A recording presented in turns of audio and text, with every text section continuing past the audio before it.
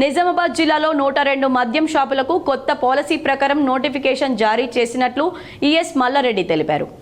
నిజామాబాద్ జిల్లా కేంద్రంలోని సుభాష్ నగర్లో గల ఎక్సైజ్ సూపరింటెండెంట్ కార్యాలయంలో ఈఎస్ మల్లారెడ్డి మీడియా సమావేశం ఏర్పాటు చేశారు. నూతన ఎక్సైజ్ విధానాన్ని ఆయన వివరించారు. జిల్లా కలెక్టర్ ఆదేశాల మేరకు నూతన పాలసీ విధానం ప్రకారం జిల్లాలో మొత్తం 102 మద్యం షాపులకు టెండర్లు పిలుస్తున్నట్లు తెలిపారు.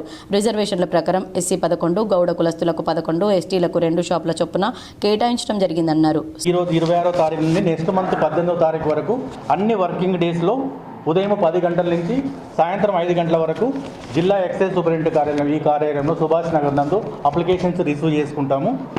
ప్రతి అప్లికేషన్తో పాటు ఒక అప్లికేషన్ ఆల్ టికెట్ ఉంటుందండి. సింపుల్గా 3 లక్షల లైసెన్స్ అంటే నాన్ రిఫండబుల్ డిమాండ్ డ్రాఫ్ట్ లేదా చలను జత చేయాల్సి ఉంటుందండి.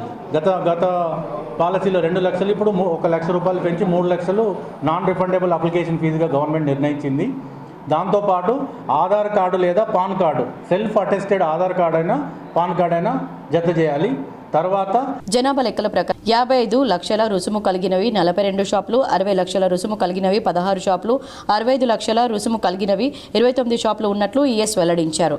ఎస్సీలకు 11 షాపులలో నిజామాబాద్ మున్సిపల్ కార్పొరేషన్ లిమిట్స్లో 3 షాపులు వచ్చాయండి.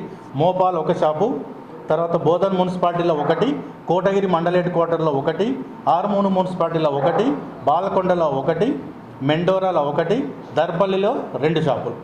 తర్వాత ట్రైబల్కు ఎస్టీకి కేటాయించినవి ఆర్మూరు మండలంలోని అంకాపూర్ విలేజ్ ఎస్టీకి కేటాయించబడింది. కమ్మర్పల్లి మండలంలో బషీరాబాద్లో షాప్ నెంబర్ 1 ఎస్టీసీ కేటాయించబడింది.